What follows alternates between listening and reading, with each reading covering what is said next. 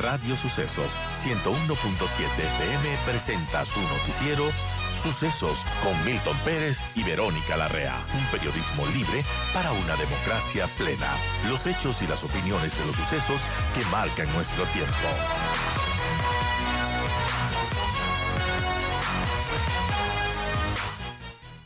Bien, vamos a cambiar de tema y vamos a hablar acerca de, bueno, lo que ha estado haciendo el Servicio de Rentas Internas, también las metas de recaudaciones y sobre todo algo nuevo que es la facturación electrónica para creo que casi todos quienes facturamos. Damos la bienvenida a don Francisco Briones, director del Servicio de Rentas Internas. Gracias, Francisco, por estar con nosotros. Y bueno, esta última semana para migrar a la facturación electrónica, cuéntanos un poco cuáles son las expectativas, por qué se ha decidido hacerlo así y bueno, ¿qué se gana cuando todos migramos al sistema electrónico?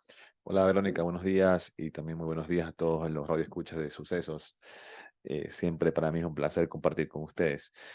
Eh, Mira, facturación electrónica ha sido un proceso de 8 años en los cuales ha habido una gran transición y en noviembre del año pasado la Ley de Desarrollo Económico planteó un plazo definitivo para ya la transición Ujú. total, que es este 29 de noviembre, es decir, estamos a prácticamente menos de una semana, 6 días para ese deadline definitivo. En la práctica, ¿qué es lo que va a pasar? A partir del 30 de noviembre, el SRI ya no va a dar autorizaciones para la impresión de estos blogs de facturas físicas que todos estamos acostumbrados. Así es. Recordemos que normalmente lo que hace el ciudadano o el contribuyente es va a la imprenta con su RUC y dice quiero sacar unas facturas, cuánto cuesta, y luego la imprenta hacía el trámite de pedir una autorización para imprimir esos bloques de facturas físicos. Bueno, eso ya no va a existir, porque con la obligatoriedad de la facturación electrónica, todos estamos obligados a pasarnos y emitir documentos electrónicos de pago. Eh, Sin embargo, lo que sí vale la pena aclarar es que los documentos físicos, las facturas físicas que estén debidamente autorizadas y con una fecha de caducidad válida, podrán ser siguiendo utilizados hasta la fecha de su caducidad. Bueno, importante entonces, para hasta el 30 de noviembre, 1.1 millones de contribuyentes a nivel nacional deben estar bajo esta modalidad, excepto los que tienen actividades bajo el régimen de RIMPE, negocio popular. ¿Qué pasa allí, Francisco? Sí, todos quienes estén obligados a emitir factura por la naturaleza de su negocio tienen que pasarse a la facturación electrónica. ¿Qué pasa con los negocios populares dentro del régimen RIMPE? Ellos no están obligados a emitir factura, Ujú. por lo tanto no estarán obligados a emitir factura electrónica. Ellos lo que están obligados es a emitir notas de venta preimpresas, y eso sí físicas, eso sí, con el típico blog de notas de ventas. Esa es la obligación de ellos. ¿Quiénes son los negocios populares? Solo para dejarlo claro, son todos aquellos negocios pequeños que tienen ventas anuales de hasta $20,000 al año. Ellos son los únicos exentos de emitir facturación electrónica. Todos los demás estamos obligados a emitir facturación electrónica. Importante, 8:27, conversamos con Francisco Briones, director del Servicio de Rentas Internas del SRI. Yo recuerdo, Francisco, cuando usted se posicionó en el cargo, mencionaba que quería ser más eficiente en cuanto a la recaudación y quería preguntarle, bueno, qué resultados han tenido de los controles, sobre todo a grandes contribuyentes, y qué otros procesos también se van a llevar a cabo para controlarlos el año que viene. Mira, al día de hoy tenemos en el efecto o en resultados de recaudación, tenemos aproximadamente un 30% más de recaudación del año pasado, lo cual da cuenta principalmente de la recuperación de la reactivación de la economía. Luego nosotros hemos estado haciendo una serie de cambios y planificaciones de cara al año 2023. Nosotros llevamos en el cargo ya mismo 6 meses en los cuales hemos estado haciendo una serie de reformas y cambios en esta primera etapa, en esta primera fase para la atención a los ciudadanos. Hemos reducido tiempos de esperas en devoluciones, por ejemplo, de impuestos, podemos hablar de eso ya mismo, pero también hemos estado planificando y diseñando un nuevo modelo de gestión de riesgos para poder fortalecer el control. ¿Haciendo qué? Ampliando el espectro o la cobertura de control a los contribuyentes. Lamentablemente, por diversos motivos, el SRI o el Ecuador tiene 2.3 millones de contribuyentes, de los cuales históricamente solo se ha controlado, solo se le ha puesto el ojo a unos 400.000 contribuyentes. Es decir, todavía hay muchos contribuyentes que no se los estaba controlando como se debe.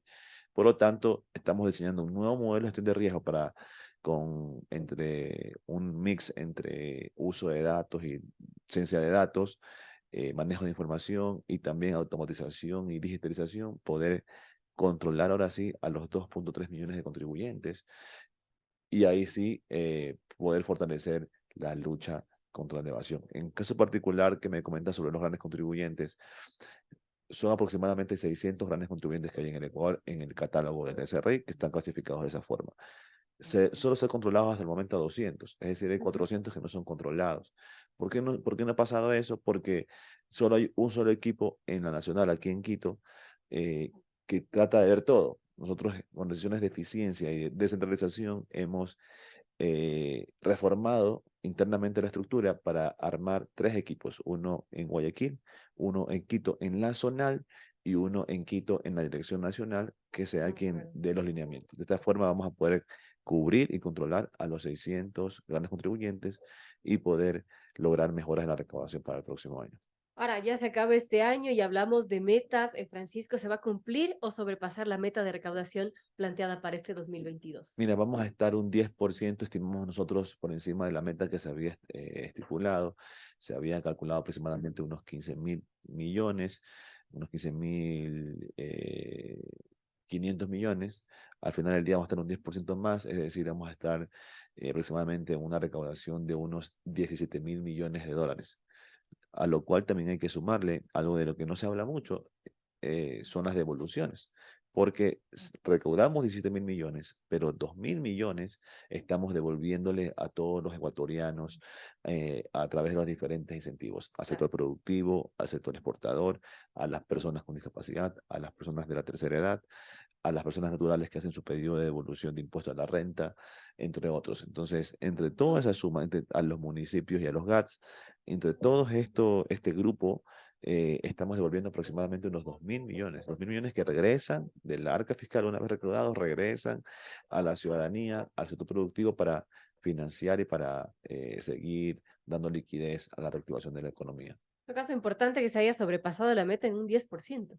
Sí, al final del día, lo que eso contribuye es un poco a ir cerrando la brecha fiscal, porque si bien uno se puede decir hay excedentes tributarios o hay excedentes petroleros en el sentido de que se recaudó o se obtuvo más ingresos del presupuestado, siempre hay que recordar que el Ecuador vive con déficit. Este año el déficit es de 2.000 millones y por mucho que crezcan los ingresos, todavía no es un crecimiento que logra cubrir el déficit. Lo que te ayuda un poco, en cierta forma, es a no tener que buscar más deudas para poder seguir financiando ese déficit que está afortunadamente cada vez más pequeño.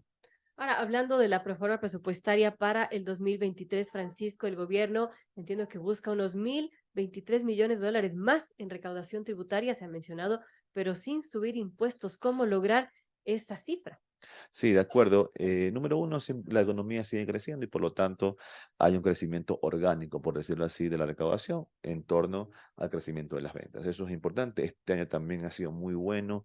Hemos observado para las compañías, se van a generar también utilidades que serán pagadas en el próximo año en impuesto a la renta. Entonces también ese es otra aporte que le da a este crecimiento. Y luego también importante considerar esto que hemos venido hablando, el fortalecimiento del control tributario, lo que nos permitirá ir cerrando la brecha de la evasión y poder ir recuperando esos ingresos. Entonces, yo te diría aproximadamente 2/3 de ese crecimiento que tú mencionas son producto del crecimiento de la economía, son producto también de mejores utilidades que van a tener los agentes económicos y otro tercio más ya podrá verse los primeros resultados de este fortalecimiento, de este nuevo plan de control que tenemos de cara al próximo año. ¿Entonces cree que sí se llegue a esa meta de los 1.023 millones más en Sí, recaudación? sí, tranquilamente, no hay, digamos, esperamos inclusive nosotros poder superar esa meta, siempre trabajamos para eso, no para quedarnos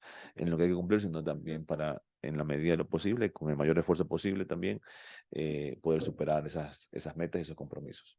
Amigos, son las 8:34. Conversamos con don Francisco Briones, director del Servicio de Rentas Internas. Y bueno, hay algunos cambios también que se han planteado, Francisco, y tengo entendido que las personas que tienen activos en el exterior tienen que declararlo hasta el 31 de diciembre. Cuéntenos un poco más cómo funciona esto y quienes nos están escuchando y tienen activos en el exterior, que, bueno, escuchen esto que nos dice Francisco Briones. Mira, eso es importante. Este año existe este régimen temporal único y voluntario porque inició el 1 de enero de este año y termina el 31 de diciembre de este año. Durante todo este año hay esa oportunidad para quienes, esto hay que decirlo claro, quienes no habiendo pagado sus impuestos del dinero que sacaron del país. ¿Y qué impuesto me refiero? Me refiero al impuesto a la renta, al impuesto a Salida la de salida de divisas. divisas, entre otros, quienes no habiendo pagado esos impuestos y sacaron el dinero fuera del país, por lo tanto, no reportaron esos ingresos y esos activos a la autoridad tributaria, tienen una oportunidad de pagando básicamente una multa, porque es una tasa sobre lo declarado, regularizar esos patrimonios, esos activos, ¿ya? Al día de hoy es 5.5% de lo declarado. Si yo declaro 100 millones, tengo que pagar 5.5 millones para poderlos regularizar y transparentar. Eso es importante considerarlo porque eso vence el 31 de diciembre de este año. ¿Y qué hay dentro de los beneficios de esto? Por ejemplo, uno de ellos, quizás lo más importante, es que el SRI no hará control sobre los impuestos no declarados 2019 y el año 2020. Básicamente, eso viene en combo con esta regularización de activos. Ya se empezará a controlar a partir de 2021, el año del impuesto, lo cual pasará en al menos unos 2 o 3 años. Entonces, eso es importante para darle tranquilidad a los contribuyentes que regularizan esto. Sin embargo, para los que no aprovechan porque es voluntario, para los que no aprovechan esta ventana, esta oportunidad, hasta el 31 de diciembre, a partir de enero del próximo año, el SRI, dentro de los planes que tenemos para remontar la recaudación, es fortalecer el control que le vamos a hacer a estas personas que nosotros sabemos, en algunos casos, que tienen patrimonio en el exterior, tienen activo en el exterior y que no lo han declarado. Y eso es mucho más costoso para el contribuyente porque es un proceso de determinación y de control ya mucho más exhaustivo por parte del SRI de todos los años que no ha pagado los impuestos. Entonces, ¿cómo lo haremos? Porque ya tenemos, actualmente el SRI tiene intercambio de información con aproximadamente 150 países en el mundo. 150 ya, porque yo tenía el dato de 43 países. Estamos nosotros, ya somos parte desde hace un año del Foro Global. El Foro Global es una iniciativa de la OCDE, de la Organización de los Países Desarrollados, en el cual nos juntamos países y administraciones tributarias de todo el mundo e intercambiamos información. El único, bueno, entre los pocos países que no están dentro de ese foro es los Estados Unidos. Los Estados Unidos dice, yo trato personalmente con cada país. Entonces, ¿qué hicimos? Fuimos tras el acuerdo de intercambio de información con los Estados Unidos. La Asamblea Nacional lo aprobó, dentro de las pocas cosas que ha hecho bien, lo aprobó. El presidente de la República lo ratificó, se lo notificó a los Estados Unidos y ese acuerdo ya está al día de hoy en plena vigencia. El próximo año, en los primeros meses del año, queremos visitar el IRS de los Estados Unidos, pero independientemente de que lo visitemos o no, ya vamos a recibir la información, el primer bloque de información. Y déjeme decirle que los Estados Unidos, particularmente esa esquinita que está al lado sureste, que se llama, en un estado que se llama la Florida, en ese estado están la mayor cantidad del destino de los activos y patrimonios de los ecuatorianos. Lo mismo sucede con Panamá, donde Panamá está dentro del Foro Global de Intercambio de Información, y así en otros países del mundo en cual estamos nosotros ya de Panamá, recibimos información, ya estamos cruzando los datos, ya recibimos información del Foro Global, estamos cruzando los datos, estamos preparando la base de datos de control para el próximo año y ténganlo por seguro que en enero empezamos a cobrarle los impuestos a todos aquellos que no han pagado sus impuestos. Ahora, ¿qué pasa con las personas que, digamos, tienen alguna cuenta en el extranjero, en Estados Unidos, por poner un ejemplo, y al sacar su dinero pagaron el impuesto a salida de divisas? Para esas personas no tienen que Esa persona declarar. el que nada debe, nada teme. El que tiene su dinero en cualquier parte del mundo y habiendo pagado todos sus impuestos, lo fue a ahorrárselo por seguridad, porque tiene inversiones o por lo que fuere. Si ha pagado sus impuestos, no hay nada que preocuparse.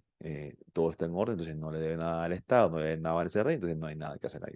Pero este control es para quienes no pagaron sus impuestos y no fueron diligentes en cumplir sus obligaciones tributarias. Bueno, importante conocer esto. Ahora, con este sistema, Francisco, ¿cuánto se espera recaudar? ¿Y cuánto se ha recaudado hasta ahora? Mira, con la recuperación de activos, mira, hasta el día de hoy ya estamos casi llegando a los 900 millones que se han regularizados, es decir, ecuatorianos que en total tienen 900 millones fuera del país, ya lo han declarado, han pagado su impuesto y eso está perfecto. Nosotros esperamos que se siga eh, aumentando esa cifra de aquí hasta finales de año. Hay nomás un tema ahí que muchos tienen la duda. La Corte Constitucional observó parte de este régimen, en particular la parte que dentro de los beneficios también está que los que se acojan a este régimen también podrán ser exonerados de los procesos penales, Ujú. judiciales, en particular de los temas por haber defraudado en temas tributarios y fiscales al Estado, en particular sobre eso. Ojo, que si esos recursos luego se demuestran, se detectan o se sospecha de que son productos de temas ilícitos, lavado de activos, de corrupción, etcétera, eso de ahí no prescribe y eso de ahí continúa Claro. en vigencia. Lo que se exonera básicamente es de los asuntos penales por temas tributarios y aduaneros. ¿Qué dice la Corte? Que eso no es constitucional, por lo tanto lo declara inconstitucional y lo ordena la eliminación de ese beneficio.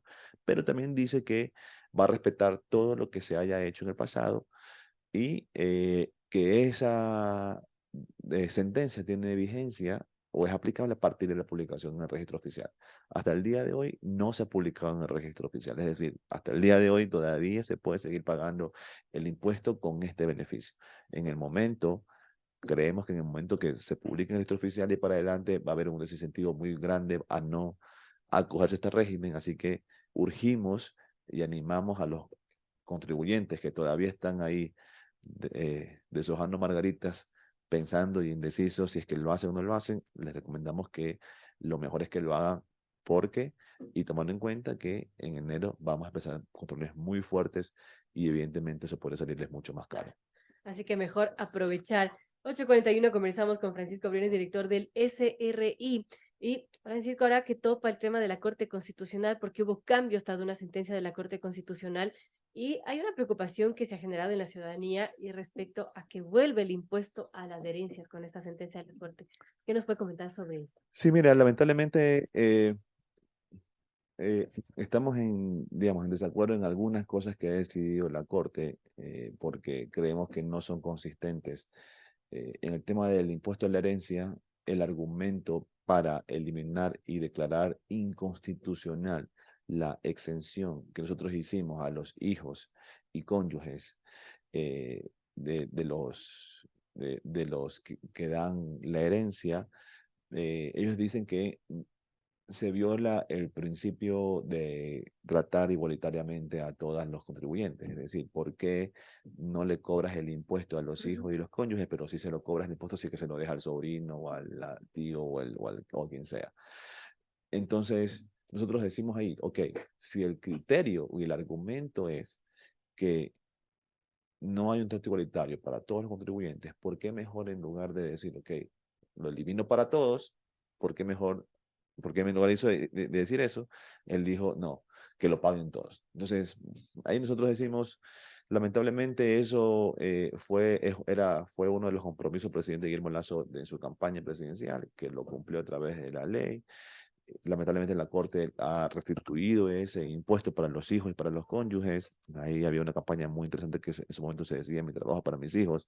Todos queremos dejarle algo a nuestros hijos, algún patrimonio, alguna herencia, sin pagar impuestos. Pero lamentablemente la Corte decidió que eso no es constitucional y dijo que todos paguen el impuesto.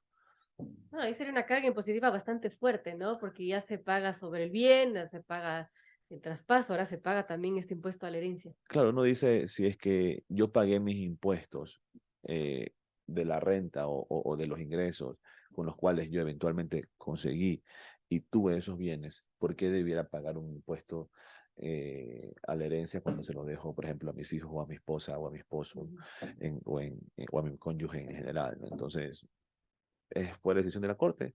como otras también que no entendemos, pero ya está hecho y hay que respetarlo.